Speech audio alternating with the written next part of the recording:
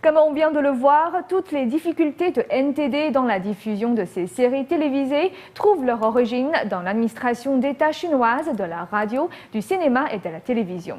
Cette même administration a émis une directive interdisant toutes les distributions de programmes télévisés chinois à NTD. Et selon les documents qui nous ont été transmis, cette directive est aussi parvenue au bureau 610, organisation spécialisée dans la persécution du Falun Gong.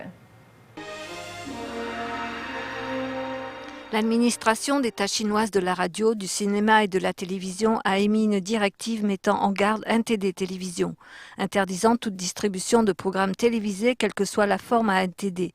Ceux qui enfreignent cette directive seront sévèrement punis. La directive a de plus précisé qu'il s'agit d'un secret à maintenir scellé.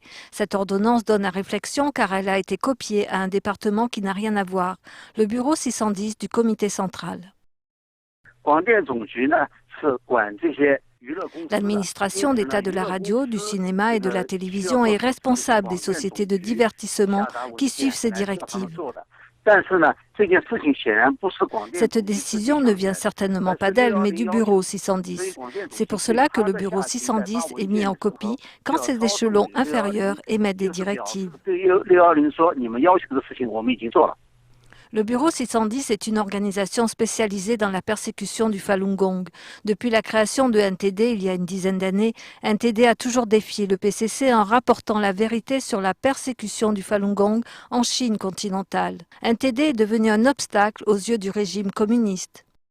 Mais quand on regarde la Chine d'aujourd'hui, les produits multimédia contrefaits et les versions piratées se trouvent partout.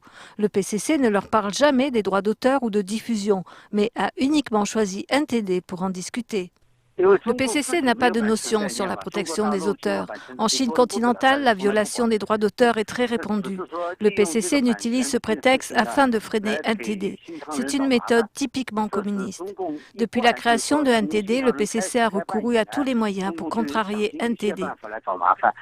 Selon des distributeurs de différents pays, depuis un laps de temps important, ils subissent des formes diverses de menaces du PCC qui leur somment de ne pas vendre des séries télévisées ou des films à NTD.